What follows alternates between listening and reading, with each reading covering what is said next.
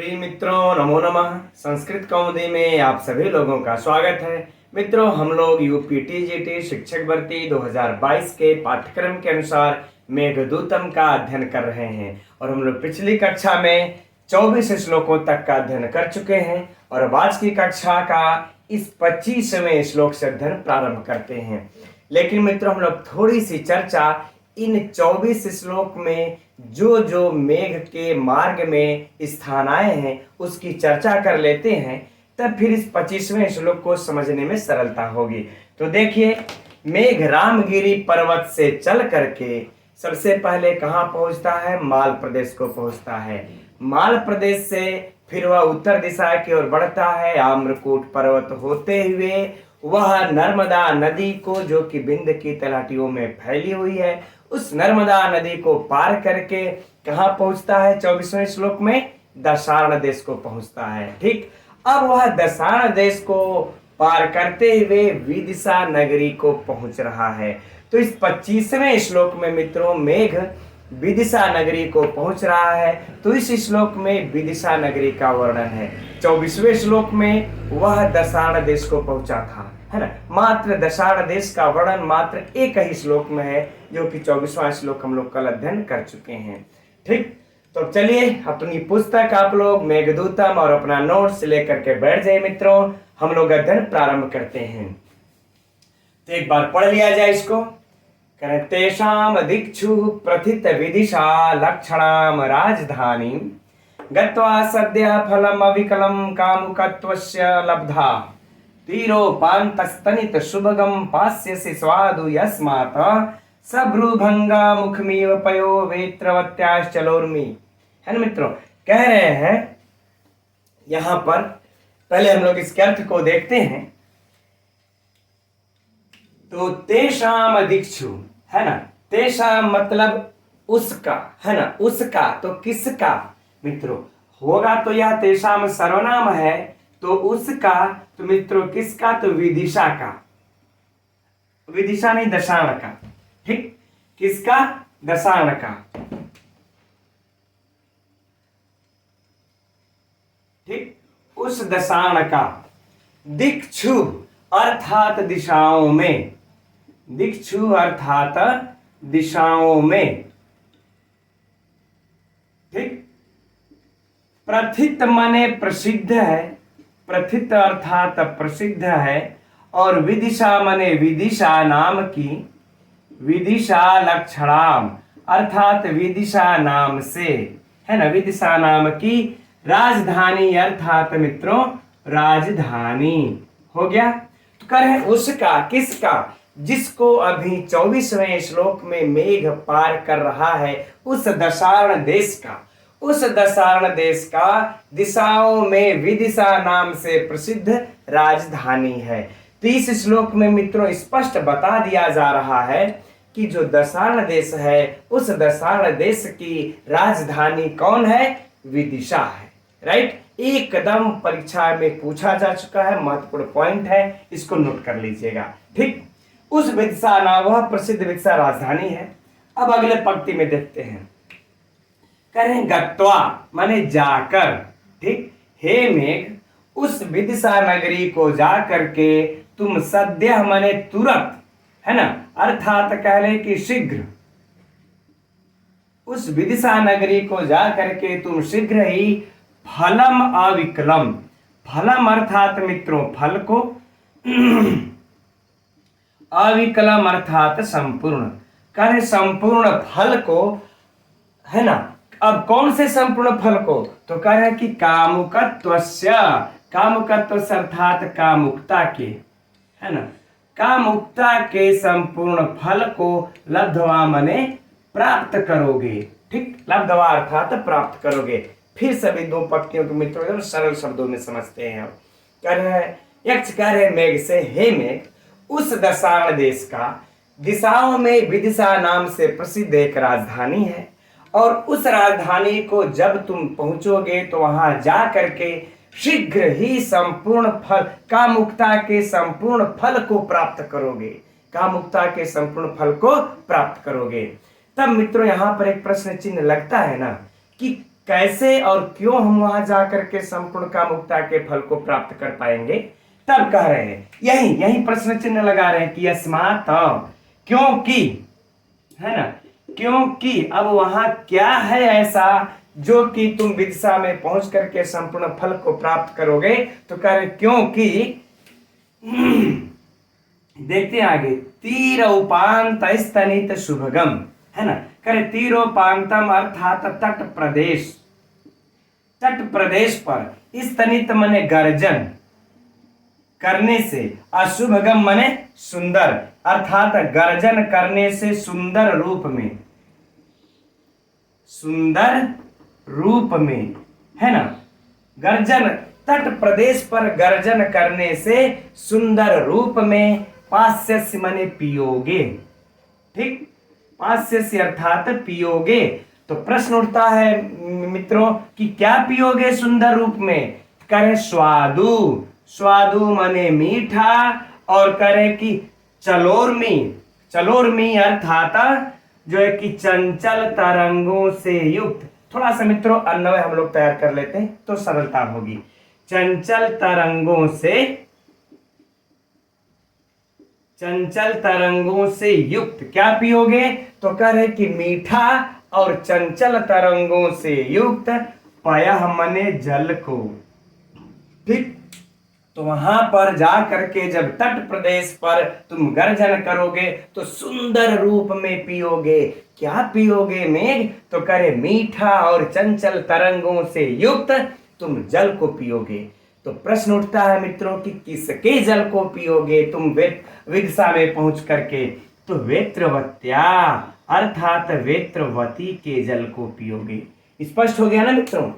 अब देखिए, अब फिर प्रश्न, अब देखिए यहां पर अब आगे बता रहे हैं कि जब तुम हे मेघ उस वेत्रवती नदी पहुंच करके जब मतलब उसके मीठे जल का चंचल लहरों से युक्त पान करोगे तो कैसा लगेगा, उसकी उत्प्रेक्षा कर रहे हैं, है ना। तो कह रहे हैं कि भ्रूभंगम मुखमीव, भ्रूभंगम सभ्रूभंगम, है ना, यानी कि कह रहे हैं कि भ्रूभंगिमा से युक्त, भ्रूभंगम,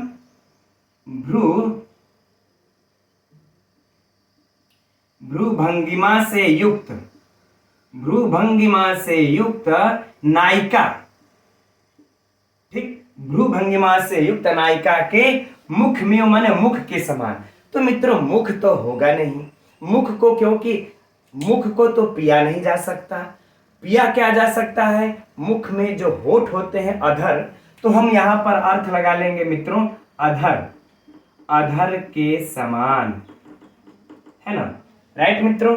अब इसके अर्थ को समझिए, ठीक, कि हे मेघ जब तुम तट प्रदेश पर गर्जन कर सुंदर रूप में, है ना, वेत्रवती को पहुंचोगे तो तट प्रदेश पर गर्जन करके सुंदर रूप में मीठा चंचल तरंगों से युक्त वेत्रवती के जल को पियोगे, और जब तुम पियोगे तो वह किसके समान उत्प्रेक्षा कर रहे हैं, किसके समान लगेगा, करे भूभंगिमा, भूभंगिमा से युक्त नायिका के अधर के समान, अर्थात जैसे कोई नायक होता है वह अपनी नायिका अर्थात कामिनी के अधर का पान करता है, होठों का पान करता है, तो उसी प्रकार से तुम भी जब वेत्रवती को पहुंचोगे तो हे मेघ तुम उस वेत्रवती के अधर का पान करोगे, राइट। इसीलिए, क्योंकि तो मित्रों इसीलिए कह रहे हैं कि तुम वहां पहुंच करके संपूर्ण कामुकता के फल को प्राप्त कर जाओगे, क्योंकि वहां पर जाकर के तुमको अपनी नायिका का अधर पान करना है, राइट।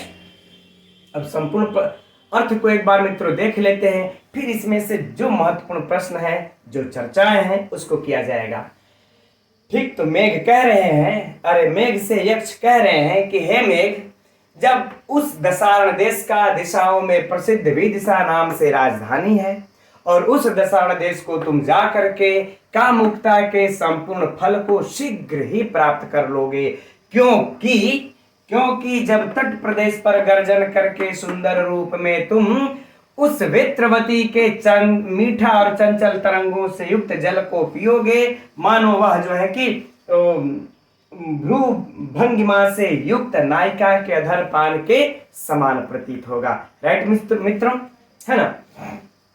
अब देखिए इसमें पहला परीक्षा का प्रश्न, ठीक, उसकी चर्चा करते हैं। पहला तो यह कि दिशाओं में प्रसिद्ध, अरे दशाण देश की राजधानी कौन है? तो मित्रों विदिशा है, यह दशाण देश की राजधानी विदिशा है। अब थोड़ी सी यहाँ पर चर्चा मित्रों हम लोग दशाण देश की और विदिशा की भी कर लेते हैं आधुनिकता की दृष्टि से, क्योंकि परीक्षा में यह भी महत्वपूर्ण है।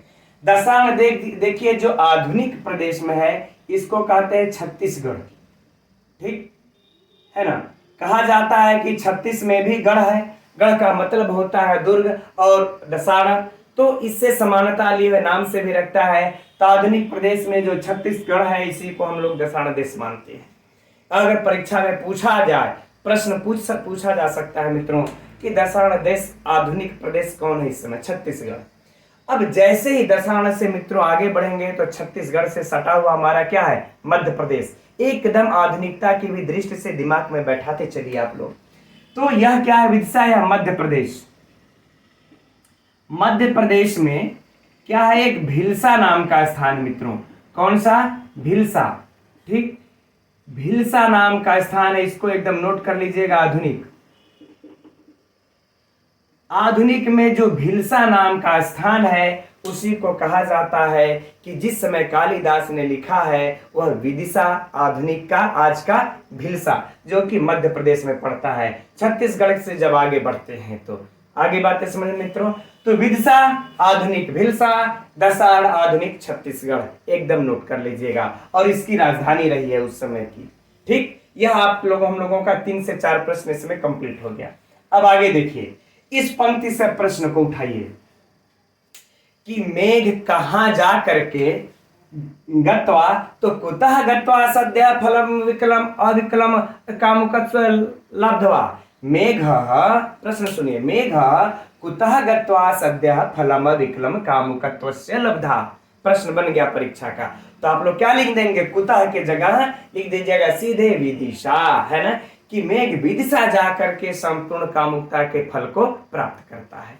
राइट, चलिए अगला प्रश्न अब इस पंक्ति से उठाइए, है ना, जो इन दोनों की पंक्ति है। बहुत भयंकर भयंकर प्रश्न। पहला यही, ठीक है, कि वेत्रवती का जल कैसा है? तो मित्रों यहां पर देखिए विशेष से विशेषण है। वेत्रवती, यह जल क्या है? हम लोगों का विशेष्य, ठीक। इस विशेष का स्वादु अर्थात मीठा यह विशेषण है। जल कैसा है मित्रों? तो मीठा है। और क्या करें? चलन चंचल तरंगों से युक्त है। तो यह भी मित्रों विशेष से विशेषण है, ठीक। अब प्रश्न यहां से उठाइए कि वेत्रवती का जल कैसा है? तो स्वादु अर्थात मीठा है। और एक चीज यहीं पर फिर स्मरण दिलाना चाहेंगे मित्रों हम आप लोगों को कि तीखा जल किसका है ना। इसका तो देखिए कह रहे हैं कि इसका मीठा जल है ना। तो तीखा जल किसका है? तो तीखा जल मित्रों नर्मदा नदी का। हम लोग नर्मदा के लक्षण विशेषण में पढ़े हैं, विस्तृत अध्ययन किए हैं। तो नोट कर लीजिएगा जो लोग अगर उस दिन की कक्षा नहीं लिए होंगे तो, है ना, कि तीखा जल नर्मदा का, मीठा जल वेत्रवती का। एकदम दिमाग में बैठाते चलिए। और वेत्रवती का जल कैसा है मित्रों?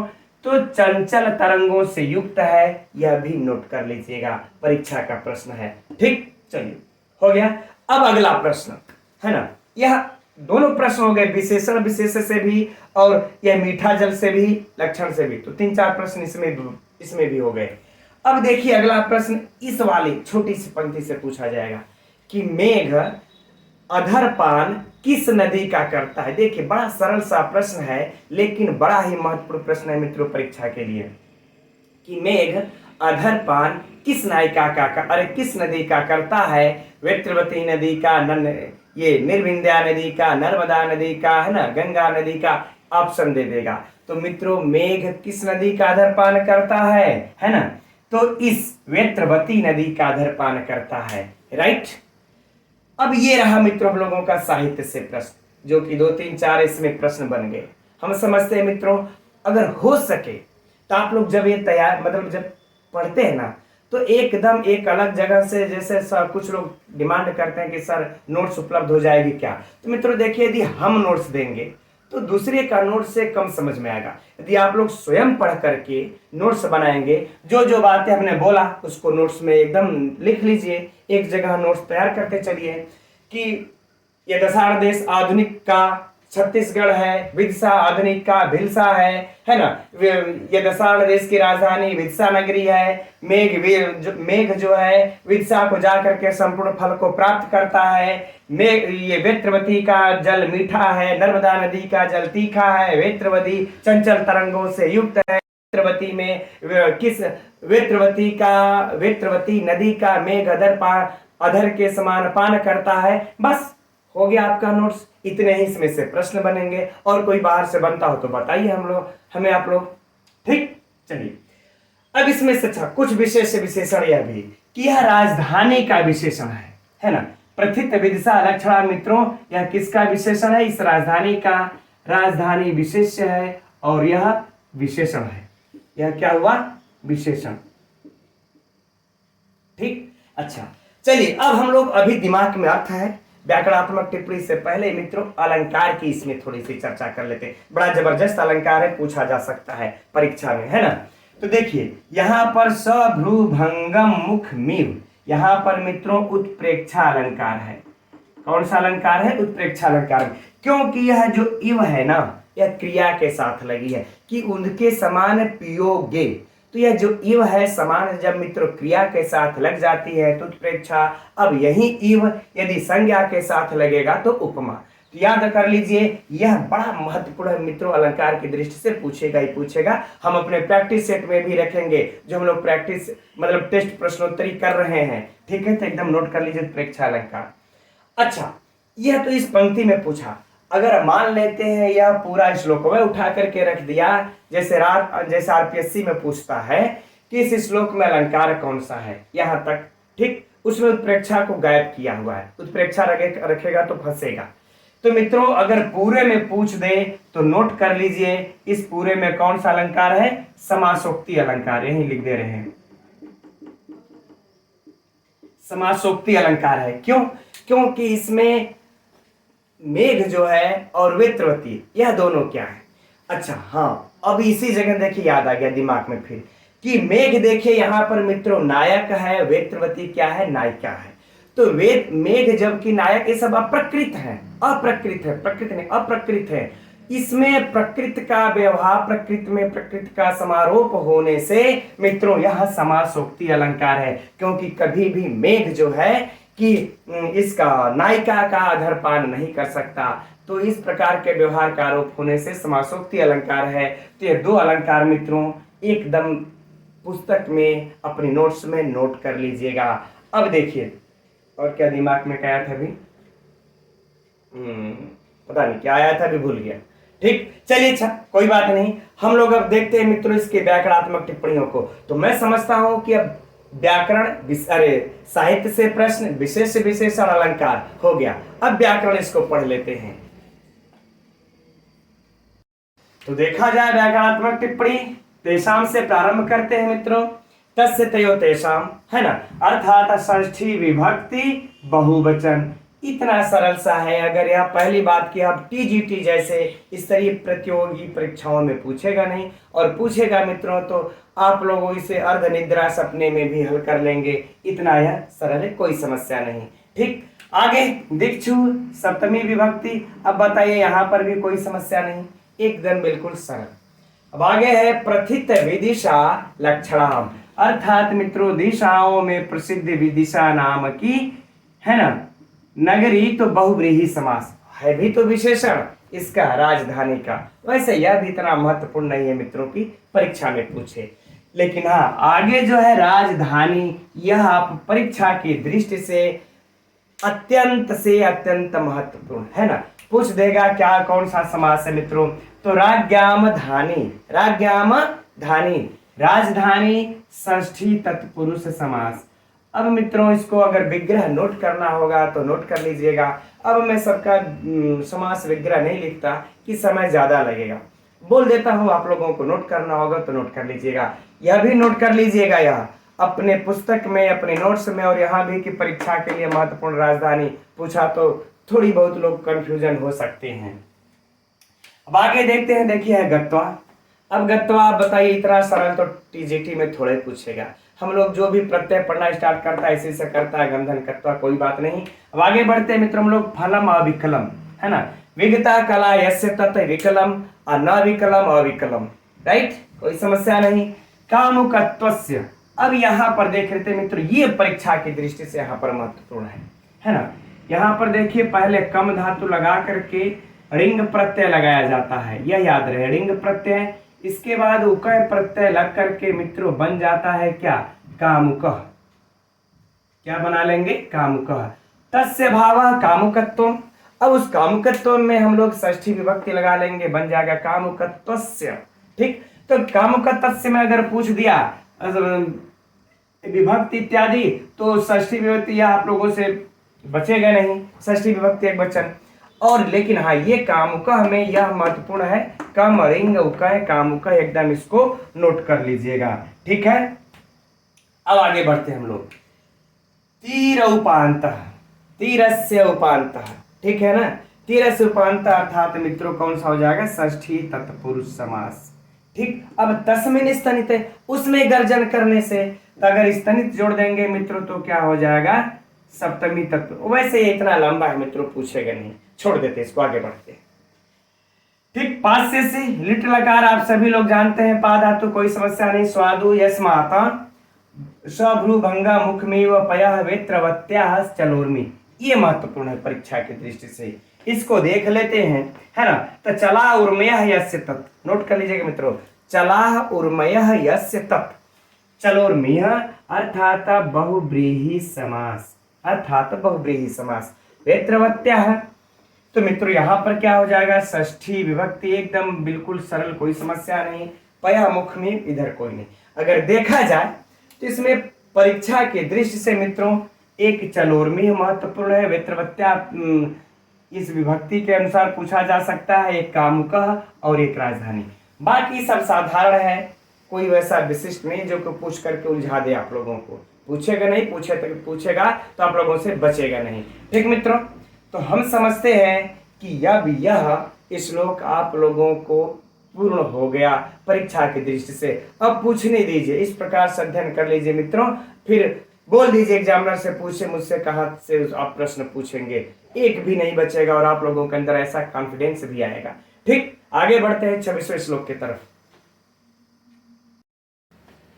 तो यह रहा 26वां श्लोक, एक बार इसको पढ़ लेते हैं, फिर पुनः इसका अर्थ देखा जाएगा। नीचैराख्यं गिरिमधिवशेह तत्र विश्राम हेतुः त्वत्संपर्कात् पुलकितमिव प्रौढपुष्पैः कदम्बैः। यह पण्य स्त्री रति परिमल उद्गारिभिः नागराणाम् उद्दामानि प्रथयति शिलाः वेश्मभिः यौवनानि। है ना मित्रों, इस श्लोक में यक्ष जो है मेघ से नीचे ही पर्वत पर ठहरने का अनुरोध कर रहा है ना, नीचे ही पर्वत पर विश्राम करने का अनुरोध कर रहा है। अब यहीं पर मित्रों एक हम बता देना चाहेंगे आप लोगों से कि सर्वप्रथम मेघ कहाँ विश्राम करता है, सर्वप्रथम मेघ कहाँ विश्राम करता है। तब तक आप लोग कमेंट कीजिए और तब तक हम लोग इसका अर्थ पढ़ते हैं, फिर इसका चर्चा किया जाएगा, फिर कैसे कैसे विश्राम कर रहा है। पहले अर्थ देखते हैं, कह रहे देखिए नीचे ही राख्यम अर्थात नीचे ही पर्वत पर, नीचे ही गिरि मने पर्वत, नीचे ही पर्वत पर क्या करना, अधिवशेह, म में से निकाल लेंगे मित्र, थोड़ी दूरी हो गई यहाँ पर, कोई बात नहीं। अधिवशेह, अधिवशेह मतलब निवास करना, निवास करना। ठीक, या फिर कह लें कि अधिवशेह का हाँ निवास, ठहरना, निवास का बल्कि हम लोग कर ले ठहरना तो बेहतर होगा। अधिवशेह माने ठहरना। अब कहा तत्र माने, देखिए इतना से तो अर्थ स्पष्ट हो गया कि हे मेघ तुम नीचे ही पर्वत पर ठहरना। अब नीचे ही पर्वत कहाँ है, प्रश्न मेघ करेगा ना कि तब नीचे पर्वत कहाँ है यक्ष जी बताइए आप, हम वहीं ठहर जाएंगे। ठीक, तो कह रहे हैं कि तत्र माने वहां, वहां अर्थात कहां मित्रों, विदिशा, विदिशा। ठीक, तो कह रहे हैं कि वहां अर्थात वहां विदिशा में ही एक नीचे ही पर्वत है, वहीं पर तुम जाकर ठहर जाना। तब कहेगा हम क्यों ठहरेंगे, किस हेतु से ठहरेंगे वहां पर, तो कह रहे हैं कि विश्राम हेतु, अर्थात विश्राम के लिए, विश्राम हेतु, विश्राम हेतु। अब पूर्ण अर्थ मित्रों निकल जाएगा ना कि हे मेघ, यक्ष कह रहा है मेघ से कि हे मेघ, तुम विश्राम हेतु वहां विदिशा में नीचे ही पर्वत पर ठहरना। स्पष्ट हो गया कि हे मेघ, तुम वहां विदिशा में विश्राम हेतु कहां ठहरना? नीचे पर्वत पर। राइट, निचली पंक्ति को देखते हैं। अब वह नीचे पर्वत कैसा है देखिए, बता रहे हैं कि त्वत, अब यहां पर हेतु का विसर्ग लगा लेंगे तो स हट जाएगा, विसर्ग को यहां पर स हुआ है। अब त्वत संपर्कात, कह रहे हैं कि तुम्हारे संपर्क से, एकदम स्पष्ट है मित्रों, एक एक शब्द का हम वर्णन करते हुए चल रहे हैं, है ना। तुम्हारे संपर्क से, एकदम नोट्स अगर मित्रों आप लोग बना लेंगे ना, एक बहन है हमारी, नाम नहीं याद आ रहा, अनुदेशक है वो, ठीक है, वो प्रतिदिन का नोट्स तैयार करके व्हाट्सएप पर भेजती है, बड़ा ही सुंदर वो नोट्स तैयार कर रही हैं।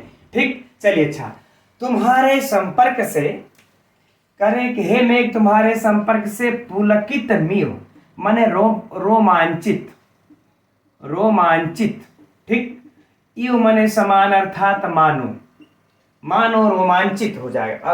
अब आगे कह रहे हैं कि क्यों रोमांचित हो रहा है, कह रहे प्रौढ़ पुष्प ही, प्रौढ़ पुष्प ही अर्थात मित्रों खिले हुए,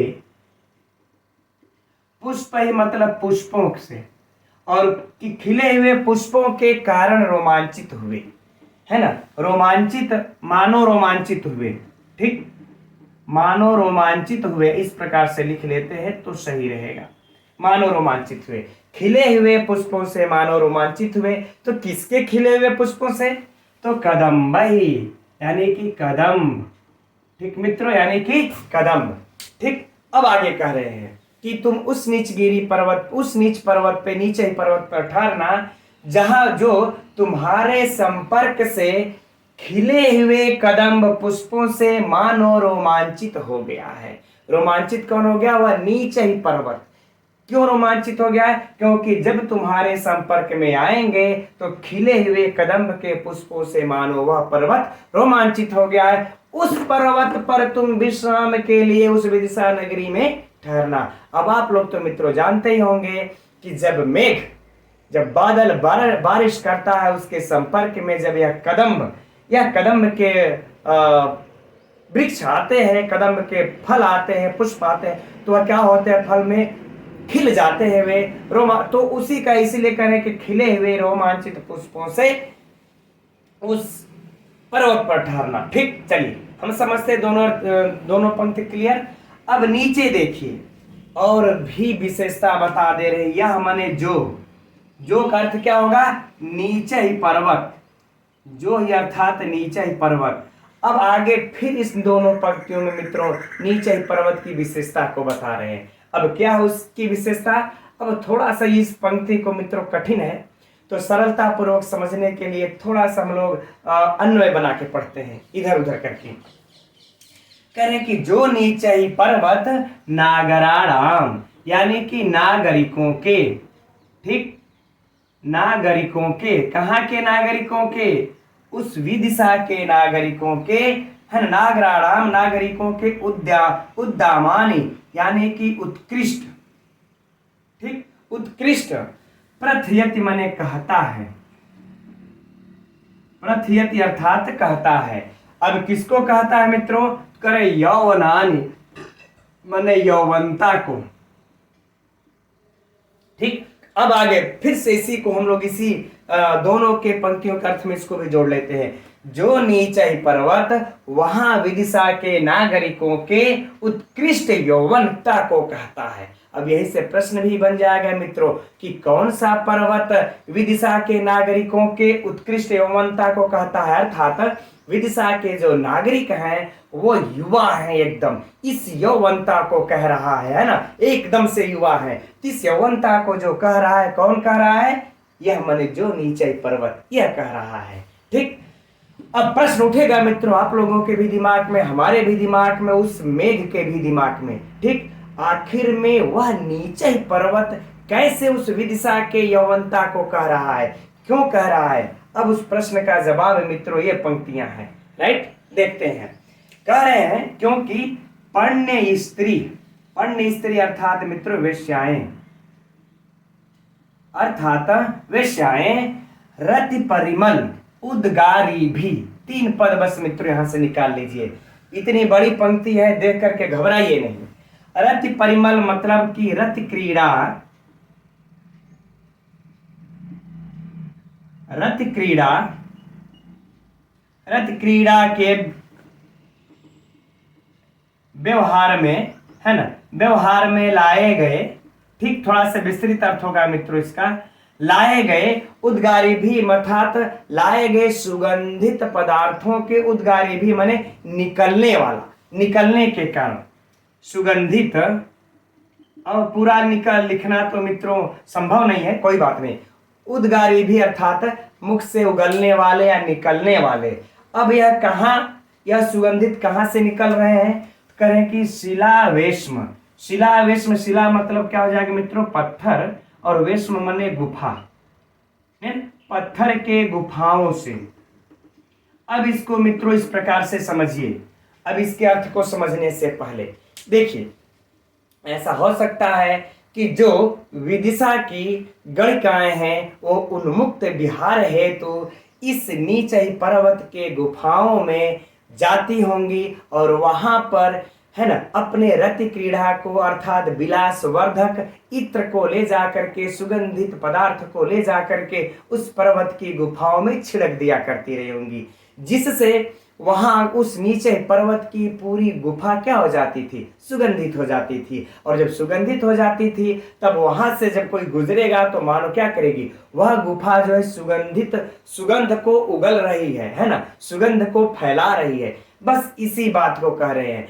तो अब देखिए, तो यौवनता को प्रकट कैसे हो रहा है कि भाई वह जो नीचे पर्वत की जो गुफा है, तो वहां पर जब रति क्रीड़ा है तो लोग जा रहे हैं, जो विदिशा की जो गणिकाएं हैं रति क्रीड़ा है तो जा रही हैं, तो रति क्रीड़ा में तो युवा लोग ही जाएंगे, तो और वहां पर जाकर के इत्र इत्यादि छिड़क दे रहे हैं, तो वह वहां के यौवनता को प्रकट कर रही है। अगर वहां पे जो है कि हमारे वृद्ध लोग रहते तो फिर वो इस प्रकार की मतलब जो क्रियाएं हैं नीचे पर्वत के गुफा में जाकर के नहीं करते।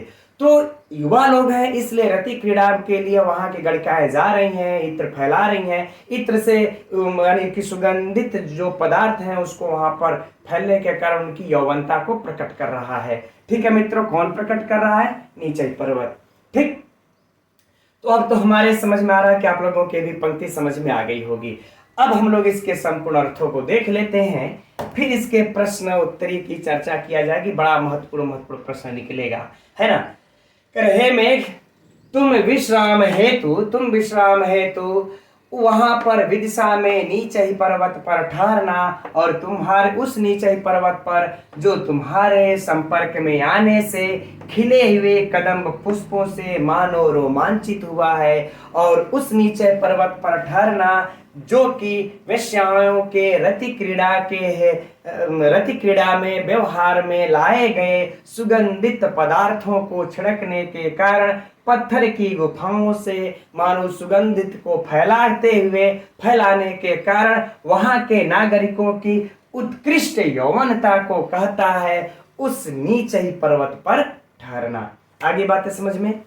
अब मित्रों, मैंने भी कहा था कि आप लोग अभी कमेंट्स करते रहिए। वैसे प्रायः जो है कि देखिए, हम लोगों ने पहला आम्रकूट पर्वत पर पढ़ा था, है ना, पहला कि मेघ जब अपने रामगिरी से चलता है वहां से, तो पहला विश्राम करने के लिए कहाँ कहता है कि मेघ रामगिरी से चला, माल प्रदेश होते हुए कहाँ पहुंचा? आम्रकूट पर। तो कहता है आम्रकूट पर तुम क्या करना, जाकर के थोड़ा सा विश्राम करना। याद रहे मित्रों, रात भर रुकना नहीं है, बस विश्राम करना है, फिर वहां से चल देना है। फिर आम्रकूट से जब वह चल देता है तो नर्मदा नदी विंध्य तलाटी को पार करते हुए कहाँ पहुंचता है? दशार्ण देश। और दशार्ण देश को पार करके मित्रों वह कहाँ पहुंच रहा है? इस विदिशा नदी को विदिशा नगरी को पहुंच रहा है। अब फिर से यानी कि दोबारा फिर कहते हैं मेघ मेघ से यक्ष कह रहा है कि हे मेघ वहां जाकर के तुम विश्राम करना। तो यहाँ पर मित्रों यह दूसरी बार विश्राम कर रहा है मेघ। यदि यह परीक्षा में प्रश्न पूछ देगा तो अच्छे अच्छे लोगों का देखिए यहाँ तक दृष्टि नहीं पहुंच पाएगी कि यक्ष मेघ ने पहली बार विश्राम कहाँ किया, आम्रकूट पर्वत पे। दूसरी बार विश्राम कहाँ कर रहा है, वह विदिशा में नीचे पर्वत पर विश्राम कर रहा है। वैसे मैं समझता हूं मित्रों इतनी गहराई से प्रश्न नहीं पूछेगा, क्योंकि इतनी गहराई तक कोई जल्दी अध्ययन ही नहीं करता है, ठीक। लेकिन हो सकता है दैववश, है ना, इसलिए तटस्थ रहिए। तो प्रश्न हो गया, पहली बार कहां विश्राम करता है, आम्रकूट। दूसरी बार विश्राम कहां करता है, इस नीचे पर्वत पर, राइट। चलिए अब देखिए तीसरा प्रश्न हम लोग इस साहित्य से इसमें से करते हैं कि नीचे ही पर्वत कहां पर है, विदिशा में है।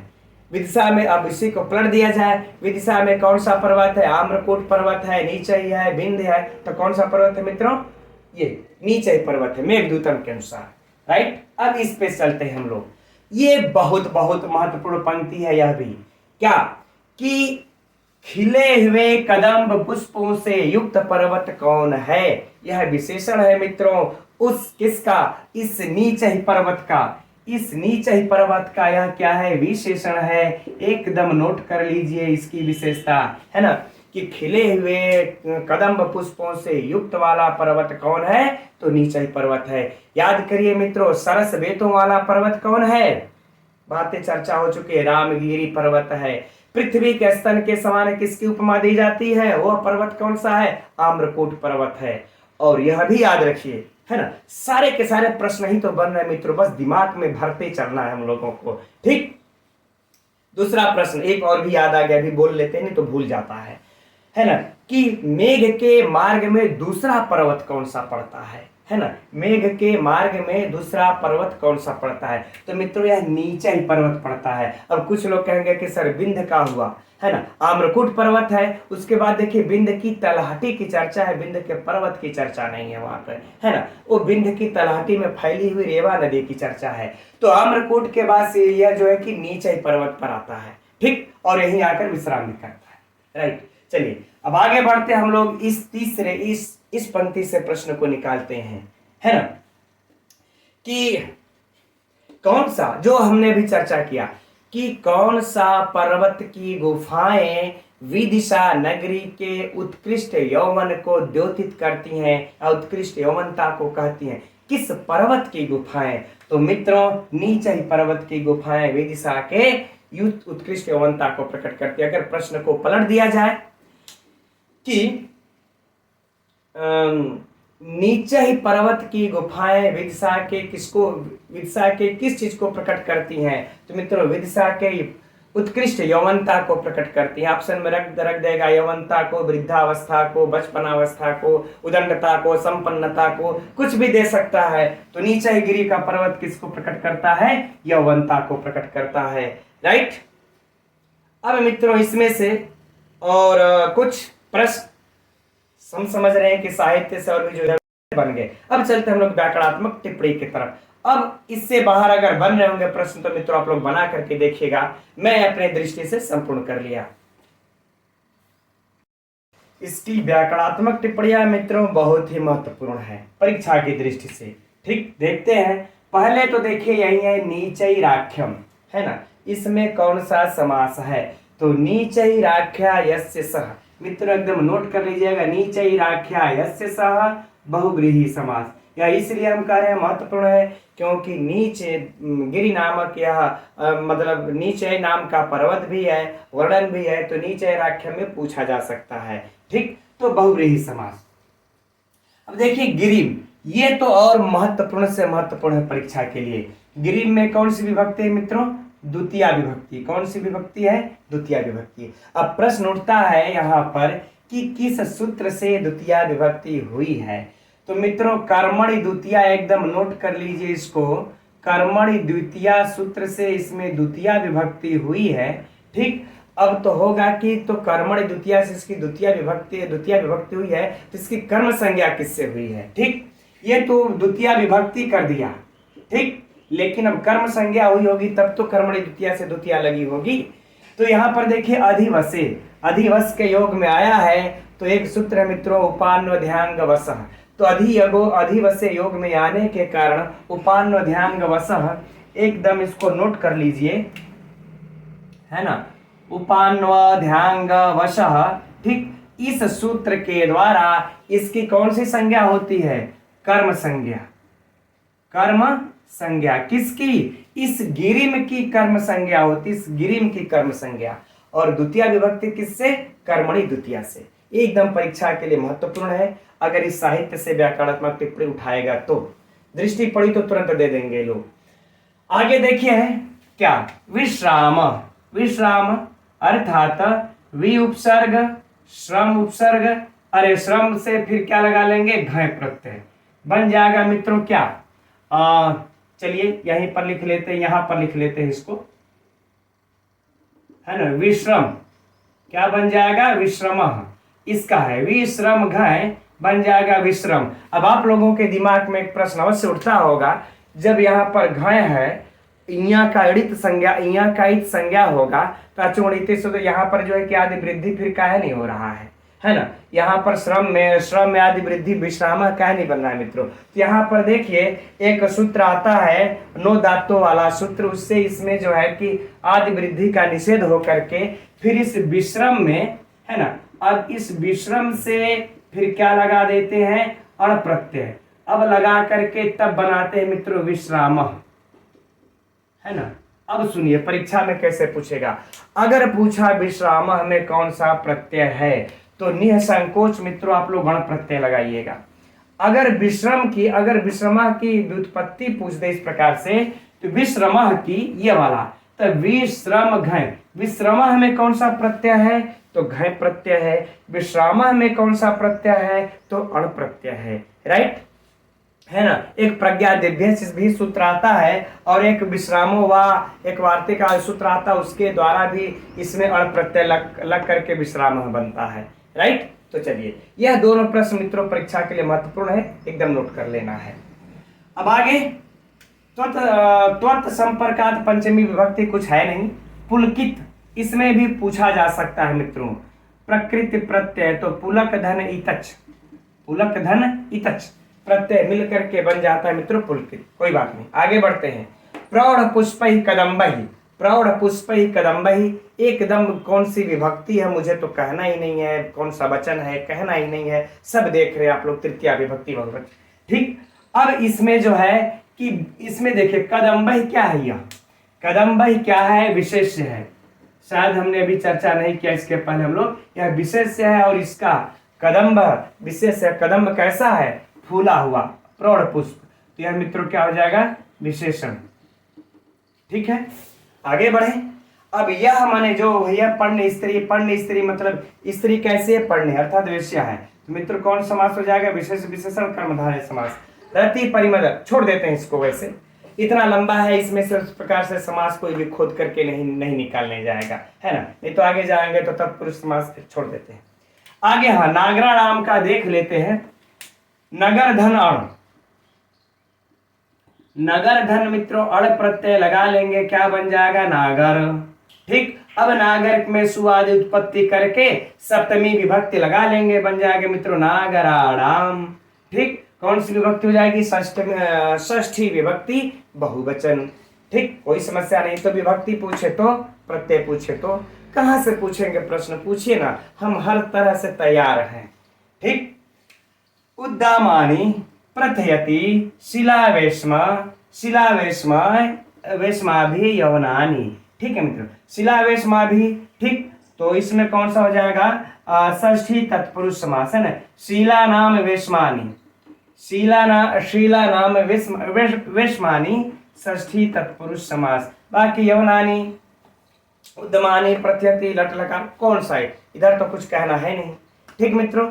तो हम समझते हैं आप लोगों का यह श्लोक व्याकरणात्मक टिप्पणी के दृष्टि से कंप्लीट हो गया, लेकिन फिर से मैं बता देना चाहूंगा कि ये विश्राम वाला एक जो है कि इस गिरिम वाला और नीचे रखे एकदम 4 व्याकरणात्मक टिप्पणियां बहुत महत्वपूर्ण, एकदम नोट कर लीजिएगा, ठीक। अब इसमें चर्चा कर लेते हैं मित्रों हम लोग अलंकार की, है ना। तो देखिए पुलकित म्यू रोमांचित के मानव के समान। ठीक मित्रों, यहाँ भी और मानो उनके उत्कृष्ट यौवनता को कहता है। तो एकदम शुद्ध रूप से मित्रों यहाँ पर कौन सा अलंकार है?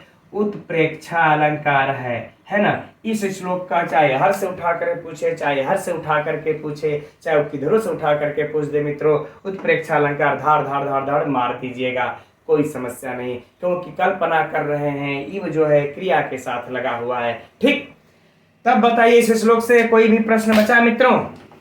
मैं उम्मीद करता हूं नहीं। ठीक, आगे बढ़ते हैं अब हम लोग। तो यह रहा अगला श्लोक 27वां, एक बार पढ़ लेते हैं इसको हम लोग। विश्रांतः सन्व्रज वन नदी तीर जातानि सिंचन उद्यानानां नवजलकणैः यूथिका जालकानि गण्डस्वेदपनयन रुजाक्लान्तकरणोत्पलानां छायादानक्षण परिचितः पुष्पलाभिमुखानां। है ना मित्रों, इस श्लोक में यक्ष मेघ से अब विश्राम करने के पश्चात आगे जाने का, मार्ग में आगे बढ़ने का अनुरोध कर रहा है कि अब इस नीचे पर्वत पर आप विश्राम कर लें, तब उसके बाद आगे बढ़ना है। ठीक, तो देखते हैं इसके अर्थ को मित्रों। कह रहे कि विश्रांतः, ठीक है ना, अर्थात विश्राम करके। क्या करके? विश्राम करके। कहां पर? उस नीचे ही पर्वत पर विश्राम, वहां विश्राम करके, सनव्रज अर्थात जाना। ठीक, वहां नीचे पर्वत पर विश्राम कर लेना। भाई किसी को हम संदेश दे करके भेज रहे हैं तो उसको हम थोड़ा ही कह देंगे यहाँ से दम चलना तो वहीं जा करके रुकना नहीं, बीच बीच में आप विश्राम करते हुए जाना। तो उस नीचे पर्वत पर जब विश्राम कर लेना तब करके आगे जाना। लेकिन ये भी बात है कि अब आपको जो अब मेघ, यक्ष कह रहा है मेघ से कि अब आगे तो जाना है आपको, लेकिन अब मार्ग में क्या क्या करते हुए आगे कुछ और भी कार्य है वह करते हुए जाना है। ऐसा नहीं कि बस धड़ धड़ धड़ धड़ धड़ धड़ भागे चले गए, नहीं, कुछ और कार्य है जो मार्ग में करते हुए जाना है। वह कार्य कौन है देखते हैं इस श्लोक में। तो कह रहे देखो, मेघ आगे जाना है आपको, तो वन नदी तीर जातानि, है ना, 4 पद मिले, यानी कि वन की नदियों, है ना, वन की नदियों के तीर मतलब किनारे, वन की नदियों के किनारे जातानि अर्थात उत्पन्न। स्पष्ट हो गया कि वन के नदियों के किनारे उत्पन्न सिंचन, है ना, सिंचन अर्थात सींचते हुए, अर्थात करें कि सींचते हुए। ठीक, वन की नदियों के किनारे उत्पन्न सींचते हुए। तो कौन उत्पन्न, किसको सींचते हुए, कैसे सींचते हुए, अब आगे देखते हैं।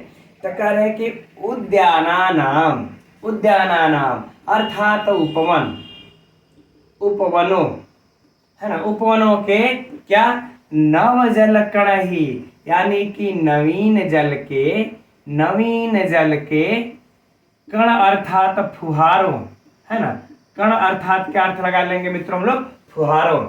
अब है यूथिका जालकानि, यानी कि जूही की कलियों, जूही की कलियों,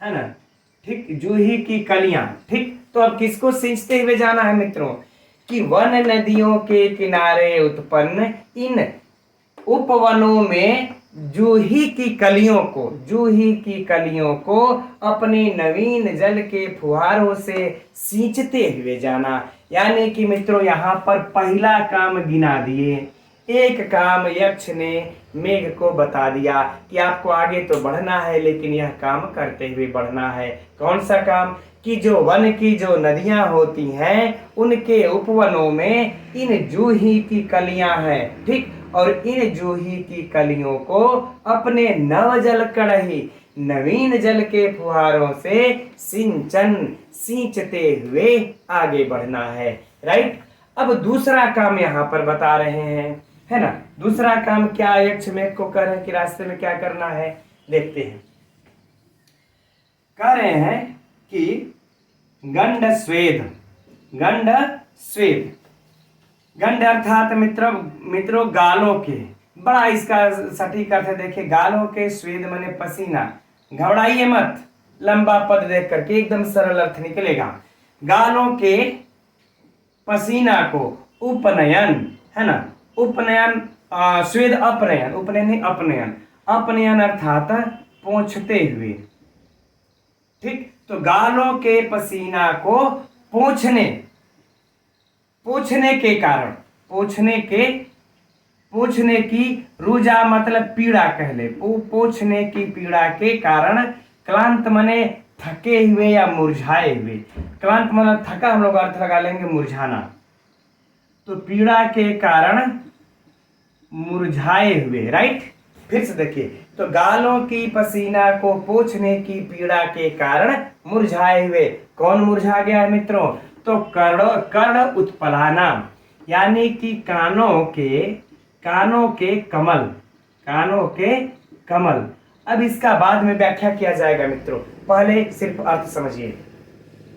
हे मेघ, गालों के इस पसीना को पोंछने की पीड़ा से मुरझाए हुए कानों के कमल वाले, है ना, कानों के कमल वाले, यह कौन है? यह विशेषण है मित्रों। ठीक, यह क्या है? विशेषण। इसी जगह इस समय बता दे रहे हम लोग, यह विशेषण है। तो यह किसका विशेषण है? ऐसा कौन है कि जिसके गालों के पसीना पोंछने की पीड़ा से कानों के कमल मुरझा गए हैं? करे पुष्पैलावी, पुष्पैलावी अर्थात मित्रों कि पुष्प को चुनने वाली, पुष्प चुनने वाली स्त्रियों, पुष्प चयन करने वाली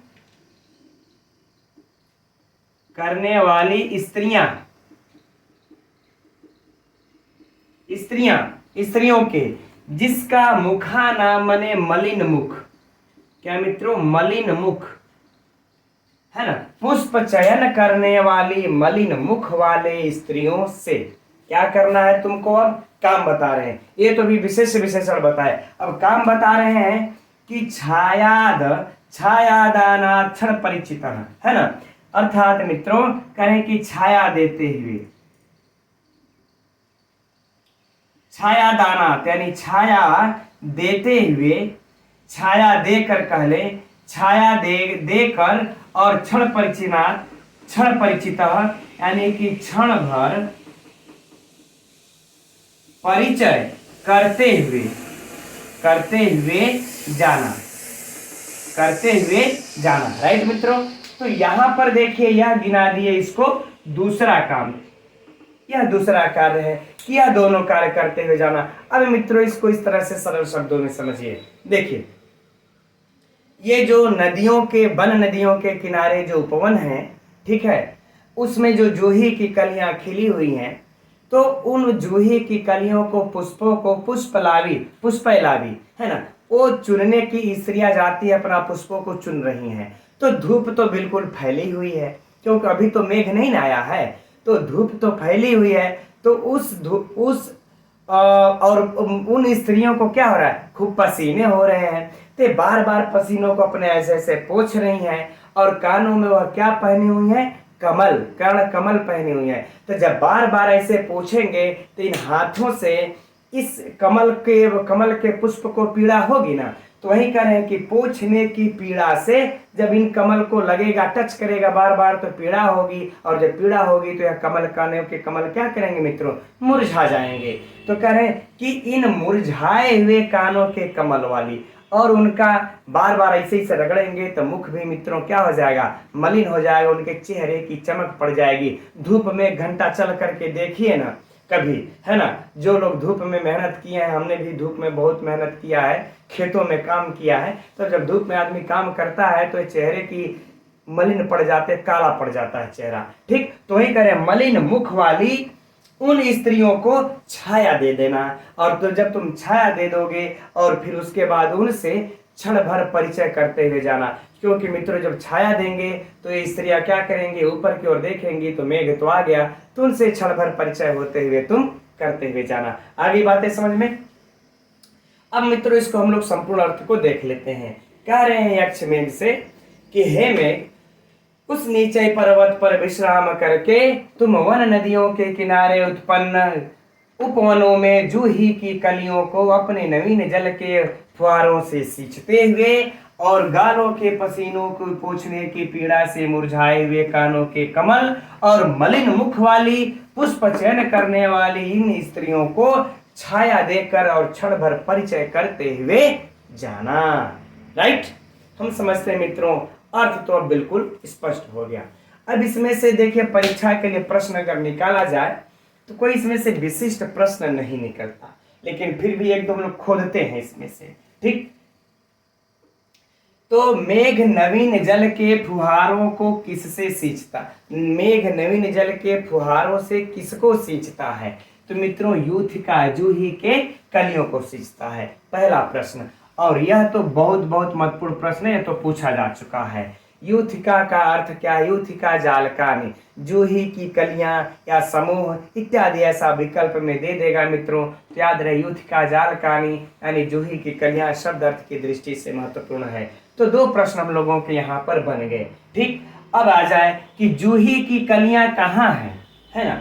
जूही की कलियां कहाँ पर खिली हुई हैं? तो मित्रों, वन नदियों के किनारे उत्पन्न है ना? अगर जूही की कलियां कहाँ हैं, खिली हुई हैं, अगर ऐसे पूछ दे, ऑप्शन में दे दे वन नदियों के किनारे, आम्रकूट पर, नीचे पर्वत पर, फलाना पर, ढिमका पर, तो क्या दे देंगे?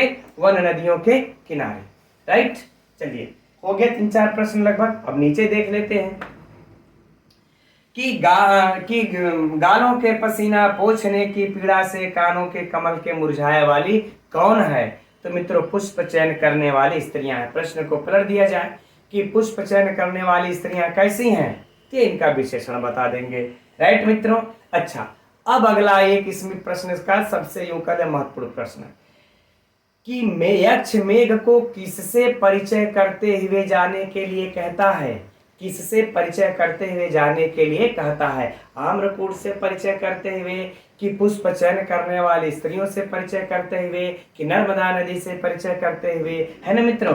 तो यह पुष्पैलावी मुखा नाम, इन पुष्प चयन करने वाली स्त्रियों से परिचय करते हुए जाने के लिए कहता है। तो इतना मित्रों, इसमें से लगभग आप लोगों को बन जाएंगे साहित्य से प्रश्न। ठीक, चलिए अब हम लोग बढ़ते हैं इसके व्याकरणात्मक टिप्पणी की ओर।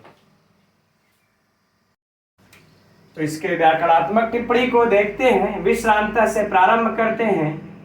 विधन श्रम धातु से मित्रों कत प्रत्यय लगा लेंगे हम लोग, बन जाएगा विश्रांत, कोई समस्या नहीं। ब्रज, ब्रज तो हम समझते हैं, आप लोग बिल्कुल इसको कर लेंगे मित्रों। लोट लकार है, मध्यम पुरुष है, एक वचन है, सरल सा है बिल्कुल। इतना बार बार यह प्रश्न पूछा जा चुका है या फिर इतना फेमस है कि हम सभी को याद है। वन नदी तीर जातानी छोड़ देते हैं, नहीं पूछेगा, है ना? सिंचन उद्याना नाम षष्ठी विभक्ति बहुवचन, सभी लोग जानते हैं, कोई समस्या नहीं। नवजल कर्मधारय समास करे, यूथिका जालकानी, है ना? यूथिका जालकानी, इसमें से जो पूछेगा मित्रों बस वही जो हमने भी चर्चा किया कि यूथिका जालकानी अर्थात जूही की कलियां। ठीक, आगे देखते हैं, उधर विशेष कुछ है नहीं कि गंड स्वेद, है ना? तो क्या गंडा नाम स्वेद, ठीक, या फिर गंडस्य स्वेद, गंडा नाम गंडस्य स्वेदा, विग्रह जो होगा षष्ठी तत्पुरुष या गंडेश स्वेदा करके हम सप्तमी तत्पुरुष भी कर सकते हैं, है ना? तस्य उपनयन, उसको पूछना है, तो यहाँ भी मित्रों षष्ठी तत्पुरुष समास। अब तेन रुजा, उससे क्लांत, तो यहाँ पर लगा लेंगे तृतीया तत्पुरुष समास, और लास्ट में ला करके ढकेल देंगे मित्रों, तो क्या हो जाएगा? बहुव्रीहि समास, क्योंकि विशेषण है इसका पुष्प, है ना? पुष्पैलावी का, ठीक, तो बहुव्रीहि समास हो जाएगा। रुजा का है, रुजा का व्युत्पत्ति देख लेते हैं। रुज धातु लगा लेते हैं, अंग धन ताप प्रत्यय लगा करके बना लेंगे रुजा। राइट, कोई समस्या नहीं, घसेट दिया। आगे देखते हैं। छायादानात क्षण परिचित, है ना मित्रों? अर्थात क्षणम परिचित, सुपसुपा समास, इसको नोट कर लीजिएगा, थोड़ा सा महत्वपूर्ण है। बाकी इसमें की व्याकरणात्मक टिप्पणियों में कोई विशिष्ट दम है नहीं। ठीक, सुपसुपा समास, पुष्पैलावी, हाँ, इसमें देखिए मित्रों गीप प्रत्यय लगा है, यहाँ पर हम लोगों को यह ध्यान दे लेना है कि इसमें गीप प्रत्यय लगा हुआ है। ठीक, तो पुष्पैलावी में गीप प्रत्यय, मुखा नाम तो उधर षष्ठी विभक्ति है ही है, कोई समस्या नहीं है, सब सरल ही है। बस यह थोड़ा सा हटके है, तो सुपसुपा समास क्षण परिचित है, पुष्पैलावी वाला यह गीप, बाकी सब तो मतलब घिसा पिटा है, कोई समस्या नहीं अगर पूछ भी दिया तो, नहीं तो सब सरल ही है। राइट मित्रों। अब इसमें मित्रों बात करते हैं हम लोग अलंकार की, तो कौन सा अलंकार है? समासोक्ति। इसको नोट कर लीजिएगा। अगर मित्रों आप लोगों को विस्तृत अलंकार से पढ़ना होगा तो मैं काव्य प्रकाश के अनुसार कुछ अलंकारों को पढ़ाया हूँ, बहुत ज्यादा तो नहीं, फिर भी 10 अलंकार को मैंने पढ़ाया है। प्ले लिस्ट में वीडियो पड़ी होगी, उसको देख सकते हैं। चलिए हम लोग आगे बढ़ते हैं अगले श्लोक की तरफ। तो अभी इस अगले श्लोक को भी पहले हम लोग एक बार पढ़ लेते हैं। वक्रः पंथा यद्यपि भवतः प्रस्थितस्योत्तराशाम् सौधोत्संग प्रणय विमुखो मा स्म भूः उज्जयिन्यः विद्युद्याम स्फुरित चकित ही तत्र पौरांगनानां लोलापांगः यदि न रमसे लोचन ही वंचितो वसी। है ना मित्रों, इस श्लोक में यक्ष मेघ से उज्जैनी नगरी के दर्शन का आग्रह कर रहा है कि हे मेघ, तुम्हारा मार्ग टेढ़ा जरूर हो जाएगा, लेकिन उज्जैनी नगरी का दर्शन करके जाना। अब वह अगर नहीं करोगे तो तुम्हारा क्या घाटा होगा, उस उज्जैनी नगरी की क्या विशेषताएं हैं, आइए देखते हम लोग इस श्लोक में, है ना, परीक्षा की दृष्टि से अध्ययन करते हैं। तो कह रहे हैं देखिए, वक्रः, वक्रः का अर्थ मित्रों टेढ़ा, पंथा माने मार्ग, ठीक। तो कह रहे तुम्हारा मार्ग टेढ़ा, यद्यपि माने यद्यपि, है ना, यद्यपि, भवतः माने आपका, या फिर कह ले कि तुम्हारा, हे मेघ आपका टेढ़ा मार्ग, यद्यपि आपका टेढ़ा मार्ग हो जाएगा। कहा किस लिए, क्यों? करे प्रस्थित माने प्रस्थान किए हुए, प्रस्थान किए हुए, उत्तरस्या माने उत्तर दिशा की ओर, उत्तर दिशा की ओर। क्योंकि मेघ देखिए किस दिशा को जा रहा है? उत्तर दिशा की ओर जा रहा है। बस इसी बात को यहाँ पर कह रहे हैं यक्ष मेघ से कि हे मेघ, उत्तर दिशा की ओर प्रस्थान किए हुए यद्यपि आपका मार्ग टेढ़ा हो जाएगा। बात समझ में आ गई? हे मेघ, उत्तर दिशा की ओर प्रस्थान किए हुए यद्यपि आपका मार्ग टेढ़ा हो जाएगा, तो भी एक काम जरूर करते हुए जाना भूलना नहीं। क्या काम करे? सौधोत्संग, सौधोत्संग माने ऊंची अट्टालिकाएं या महले या भवने या बिल्डिंगे, ठीक है ना, ऊंची अट्टालिकाएं, ऊंची अट्टालिकाएं या अट्टालिकाओं, अट्टालिकाओं कर लेते हैं, अट्टालिकाओं का से कि प्रणय अर्थात हम लोग कह ले मित्र यहां पर परिचय, ऊंची अट्टालिकाओं के परिचय से विमुख माने विमुख, विमुख, मां माने मत, अस्मभू माने हो, ठीक है ना। तो कह रहे लेकिन ऊंची अट्टालिकाओं के परिचय से विमुख मत हो। और फिर से समझिए कि हे मेघ, उत्तर दिशा के ओर प्रस्थान किए हुए तुम्हारा मार्ग यद्यपि टेढ़ा हो जाएगा, लेकिन फिर भी इन ऊंची अट्टालिकाओं के परिचय से विमुख मत होना। प्रश्न उठता है मित्रों अब कि कहाँ की ऊंची अट्टालिकाओं से विमुख मत होना? तो उज्जैन्याः अर्थात उज्जैनी, ठीक, अर्थात कह रहे हैं कि इस उज्जैनी के, थोड़ा अच्छे से लिख लेते हैं, ठीक है, इस उज्जैनी के ऊंची अट्टालिकाओं से विमुख मत होना। तब तो यहाँ पर मित्रों प्रश्न उठता है ना, मेघ पूछेगा ना, क्यों हमको तो उत्तर दिशा में जाना है, आप कह रहे मार्ग टेढ़ा हो जाएगा, फिर भी वहां पर जाना, तो आखिर में ऐसा क्या है उज्जैनी में जो कि हमको आप टेढ़े मार्ग से भी भेज रहे हैं, वहां मुझे जाना आवश्यक है? तो कह रहे हैं, बता रहे हैं कि एक ऐसा चीज वहां पर है, सुनो क्या चीज है वहां पर उज्जैनी में, ठीक। कह रहे हैं कि विद्युद्याम स्फुरित चकित तत्व। कह रहे हैं कि विद्युत माने बिजली, है ना, या फिर कह ले विद्युत की स्फुरित माने चमक से, विद्युत की चमक से क्या होगे? चकित, चकित ही अर्थात चकित, ठीक। तो बिजली की चमक से चकित, तत्र माने वहां, कहा मित्रों? उज्जैनी की, है ना, उज्जैनी की पौरांगना नाम, पौरांगना नाम अर्थात पुरललनाएं कह लें या फिर पुर स्त्रियां कह लें। ठीक, पुरललनाएं या वनिताएं। ठीक, तो कह रहे विद्युत की चमक से चकित वहां की पुरललनाओं के, और कह रहे हैं कि लोलापांग ही यदि न रमसे। लोलापांग ही मतलब चंचल कटाक्ष। लोल अर्थात मित्रों चंचल, करे चंचल कटाक्ष। ठीक, तो उनके चंचल कटाक्ष। अब मित्रों है कि लोचनहि, लोचनहि अर्थात नेत्रों के, कह रहे उनके नेत्रों के चंचल कटाक्ष का यदि, है ना। अब देखिए यहां पर यदि न रम से, यदि न मने नहीं, रम से मने क्या किया, रमण किया या विहार, इनका तूने विहार नहीं किया। ठीक, तब क्या हो जाओगे, वंचितो वसी, तो वंचित रह जाओगे। क्या रह जाओगे, वंचित रह जाओगे, है ना। वंचित हो या वंचित रह जाओगे, है ना मित्रों, अर्थात तुम जीवन के लाभ से वंचित रह जाओगे। ठीक, अब देखिए पुनः अर्थ को मित्रों, कि अगर उज्जैनी नहीं जाओगे, उज्जैनी जा रहे हो, वहां उज्जैनी भेजने के पीछे मेरा मुख्य जो कारण है, हे यक्ष हे मेघ तुम सुनो, कि देखो वहां पर स्त्रियों का दो चीज तुमको देखना है। उस दो चीजों का अगर तुमने विहार नहीं किया तो वंचित रह जाओगे। क्या करे, तत्र पौरांगना नाम, वहां की इन पुरललनाओं के यदि तुम विद्युत चमक से चकित, वहां की पुरललनाएं जब विद्युत चमकेगी आकाश में तो उससे जो आश्चर्यचकित इस प्रकार से हो जाती हैं, इस आश्चर्यचकित को एक तो इसका, और दूसरा कह रहे हैं कि उनके लोचन ही, है ना, उनके लोचने नेत्रों के चंचल कटाक्ष का, है ना, यह रहा दूसरा। इन चंचल कटाक्ष का यदि नहीं विहार किया तुमने, यदि तुमने विहार नहीं किया तो तुम फिर वंचित वसी, जीवन के लाभ से वंचित रह जाओगे। इसलिए तुमको उज्जैनी में जाना चाहिए, है ना मित्रों।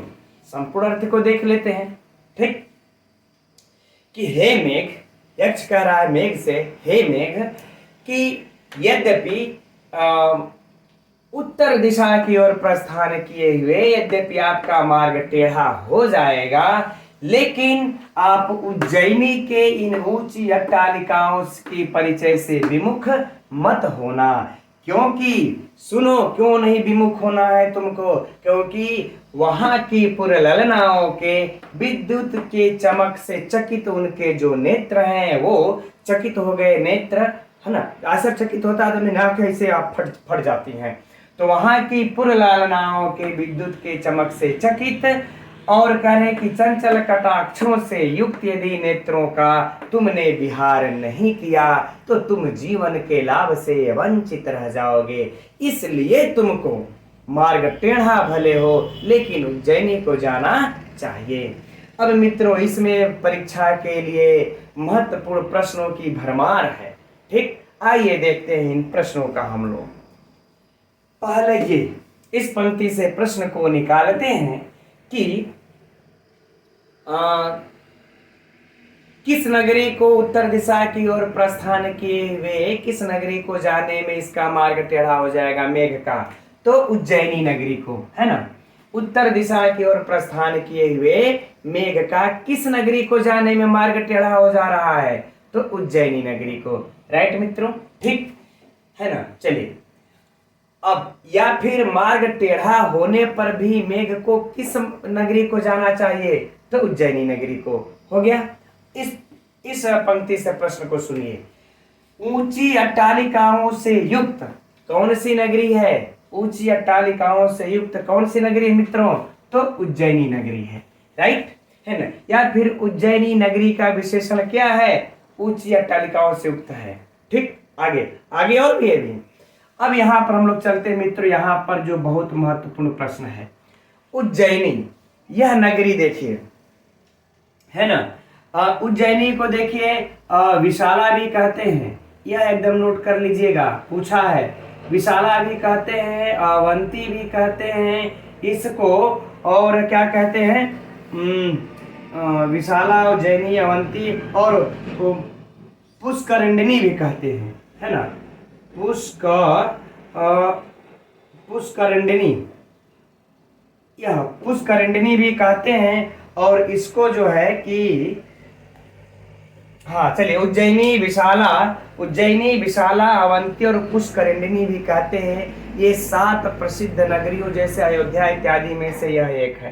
तो हो सकता है मित्रों, ये विशाला तो पूछा, इस बार हो सकता है पुष्करिणी पूछ दे, तो हम लोगों को सावधान रहना है, ठीक है ना। चलिए अब आगे बढ़ते हैं, आगे चलते हैं हम लोग इधर। यह तो बहुत महत्वपूर्ण प्रश्न हो गया। अब देखिए कि विद्युत के चमक से चकित नेत्रों वाली, यह कह लें, चाहे दूसरा चंचल कटाक्ष से युक्त नेत्रों वाली, यह कहाँ की पूर्व ललनाएं हैं। फिर से प्रश्न को सुनिए मित्रों, बहुत महत्वपूर्ण प्रश्न, कि विद्युत चमक से चकित नेत्रों वाली या फिर चंचल कटाक्ष से युक्त नेत्रों वाली कहाँ की ललनाएं हैं। तो मित्रों इस उज्जैनी की ललनाएं हैं। या फिर पूछ दे उज्जैनी की पूर्व ललनाएं पौरांगनाएं कैसी हैं, तो मित्रों ये इनका विशेषण हुआ, ठीक। अच्छा, अब अगला प्रश्न इस शब्द से, इस पद से सुनिए कि यदि मेघ किस देश को न जाने पर जीवन के लाभ से वंचित रह जाएगा। फिर से समझिए, मेघ किस देश में न जाने पर जीवन के लाभ से वंचित रह जाएगा। तो उज्जैनी देश में न जाने पर जीवन के लाभ से वंचित रह जाएगा, ठीक। अब इसी प्रश्न को पलट देंगे तो भी हो जाएगा, राइट। तो ये रहा मित्रों इसमें से बहुत बहुत बहुत महत्वपूर्ण प्रश्न। अब इसमें से देखिए जो विशेष विशेषण है उसको देखते हैं।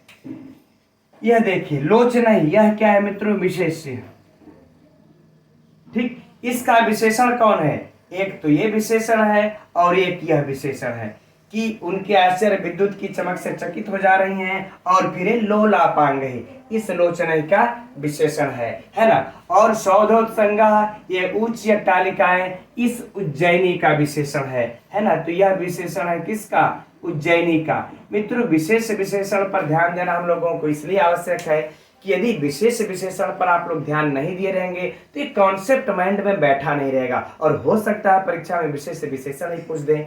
तो जब हम ये पढ़े रहेंगे कि चंचल कटाक्ष वाली विशेषण से युक्त कहाँ की महिलाएं हैं, उज्जैनी की, है ना, तो हमें एकदम आराम से याद रहेगा, ठीक। चलिए तो हम समझते हैं मित्रों इसमें से जो साहित्य से प्रश्न है और विशेष विशेषण से प्रश्न है, शब्दों से प्रश्न है, हो गया। अब हम लोग बढ़ते आगे इसके व्याकरणात्मक टिप्पणी की तरफ। तो इस श्लोक की परीक्षा की दृष्टि से जो महत्वपूर्ण व्याकरणात्मक टिप्पणियां हैं मित्रों, सिर्फ उसी को हम लोग फटाफट देख लेते हैं।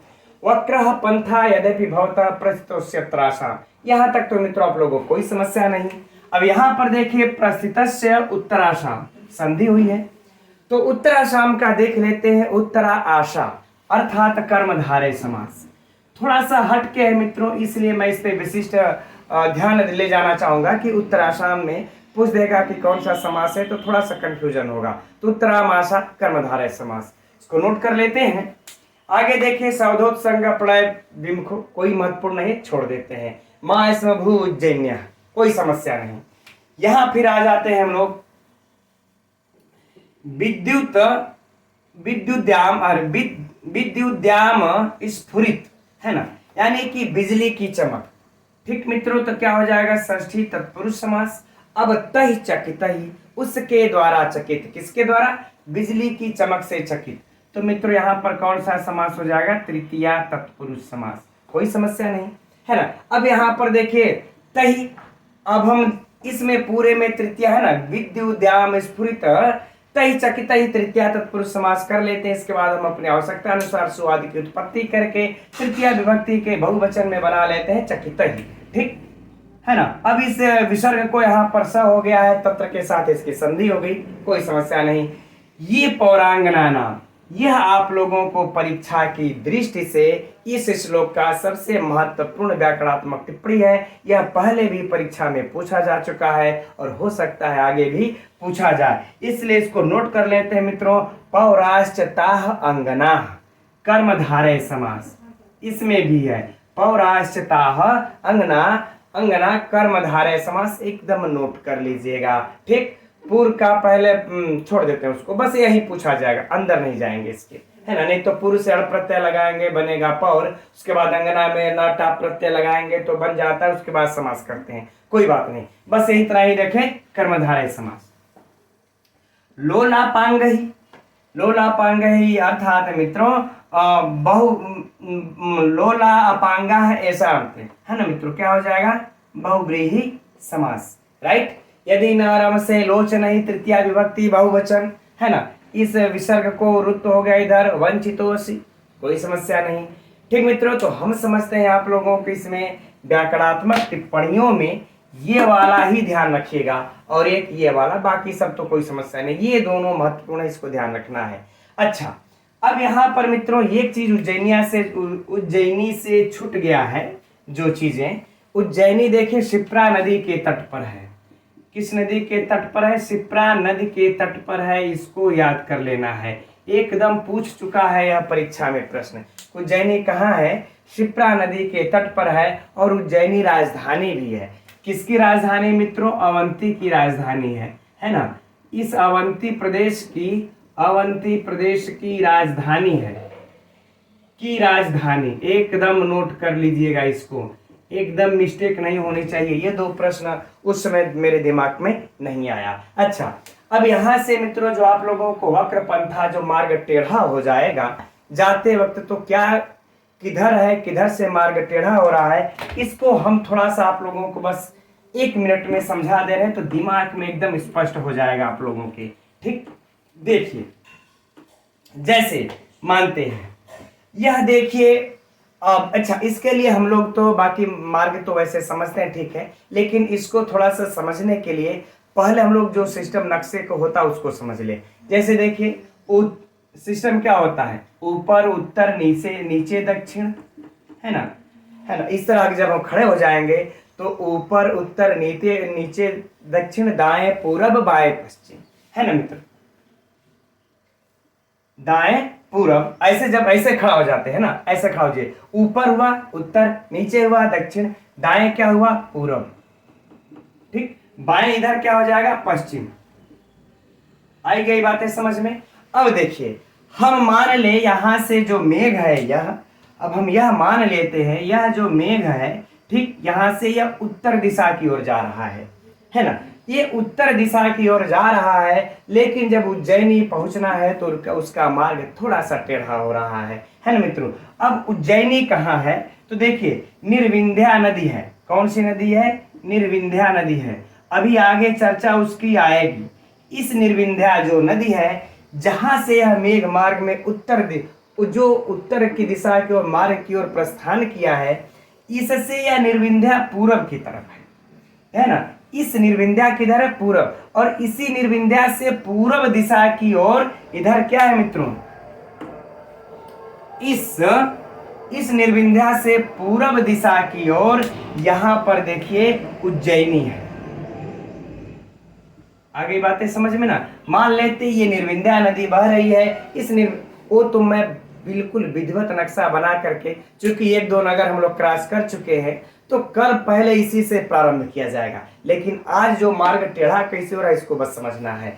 किस निर्विंध्या नदी से पूरब यह उज्जैनी नगरी है, तो जब मेघ यहाँ पर जा रहा है उत्तर दिशा में इसको जाना है मित्रों, तो यहाँ से फिर यहाँ जाएगा टेढ़ा करके, तब फिर उत्तर की दिशा की ओर जाएगा, है ना। इसीलिए कह रहे मेघ तुम्हारे उत्तर दिशा में प्रस्थान किए हुए उज्जैनी नगरी तक, यहाँ तक पहुंचने में तुम्हारा मार्ग टेढ़ा यद्यपि हो जाएगा, लेकिन फिर भी तुम इसके परिचय से विमुख तुमको नहीं होना है। राइट मित्रों, तो चलिए ठीक है, हम उम्मीद करते हैं अभी आप लोगों के समझ में आ गया होगा। तो आज की कक्षा में इतना ही तक रहने देते मित्रों, और आप लोगों को यह कक्षा कैसी लग रही है कमेंट्स करके मुझे अवश्य बताएं। जब आप लोगों के कमेंट्स मिलते हैं तो मुझे और मेरे अंदर से उत्साह उत्पन्न होता है। जब आप लोगों के इतने सुंदर सुंदर कमेंट्स पढ़ते हैं तो मुझे जो उससे प्राप्त होता है मित्रों, उसके सामने बाकी के कितना हो हम आप लोगों से फीस ले ले, धन ले ले, वो नगण्य साबित होता है। ठीक है, अच्छा, अब हम लोग कल मिलते हैं ठीक इसी समय 7:30 बजे। नमो नमः।